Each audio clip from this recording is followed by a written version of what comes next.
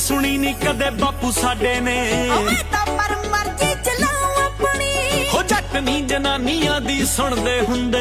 ਵੇਖੀ ਮੈਂ ਤਾਂ ਧੌਂਸ ਜਮਾਉ ਆਪਣੀ, ਉਹ ਸ਼ੌਂਕ ਦੇ ਕਬੂਤਰ ਉਡਾਉਣੇ ਬੱਲੀਏ, ਪਾਵਾਂਗੇ ਬਦਾਮ ਵੇਖੀ ਛਿੱਲ ਛਿੱਲ ਕੇ। ਵਿਆਹ ਤੋਂ ਬਾਅਦ ਮੇਰੀ ਪਰਮਿਸ਼ਨ